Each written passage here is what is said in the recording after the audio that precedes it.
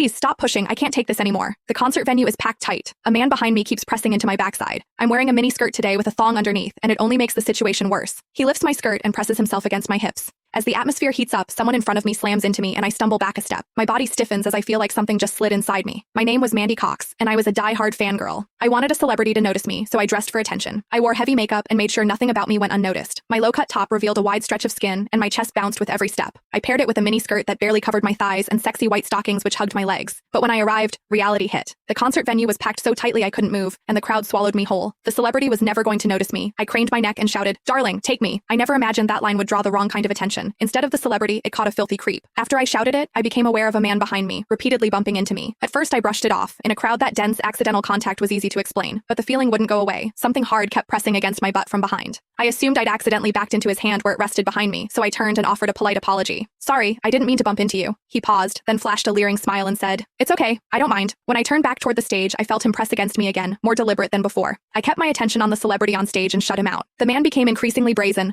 pulling up my skirt and pressing close against my backside. I had only a thong on underneath, which left my butt exposed. I felt his touch directly against my skin and assumed it was his finger. Only then did I realize something was wrong. The pressure was warm and solid in a way a finger could never be. My mind lurched as the truth hit me. In the 20 years of my life, this was the first time a man had ever molested me. Fear surged through me, sharp and overwhelming, and my body reacted with an instinct to flee. But there was no way to move. The concert floor was packed wall to wall, leaving me stuck where I stood. I drew myself tight, bracing as if tension alone could keep the fear out. As I did, my hips closed around the man's so-called finger, trapping it between my cheeks. An unfamiliar sensation followed, and warmth rose to my face. What confused me was that I didn't recoil from it. There was a muted comfort to it, and against my will, it sparked a faint sense of expectation. The man behind me seemed to take it as a signal. He moved in closer, repeating the motion until the intrusion was unmistakable. I had lived a sheltered life as a college student, and now I was being toyed with by a stranger while surrounded by people. Shame surged within me without warning. I felt the urge to sob, but my throat closed and my voice deserted me. Worse still, the pressure forced my thong inward and sent a restless, prickling discomfort through my body that wouldn't fade. A quiet, involuntary sound escaped me, and the embarrassment followed instantly. I gathered myself and strained to suppress it, holding it down until my throat tightened. The blaring music and the screams around me drowned everything out. With every eye fixed on the stage, no one was aware of what was happening to me. At the same time, the intensity continued to rise, touching something deep inside me. I bit down on my lip as cold sweat traced my spine. My awareness was tipping back and forth between humiliation and a pleasure I couldn't bring myself to name. I knew I couldn't take it anymore if it continued, so I turned sharply to face the man behind me. "Please, stop pushing. I can't take this anymore." When I finished speaking, the man leaned toward me and whispered in my ear, "Is it exciting, the way I'm pushing against you?" The shame was overwhelming, and I was on the verge of crying. "I'm a virgin. I've never done that kind of thing. Please, let me go." He didn't stop. Instead, his gaze burned deeper as he seized my waist, the pressure growing stronger. "You're really a virgin? Then let me show you what it feels like to be a woman." For reasons I couldn't explain, his words didn't spark resistance right away. They stirred an expectancy instead. I wondered what was wrong with me. I'd explored my body in private, only to find the experience empty and unfulfilling.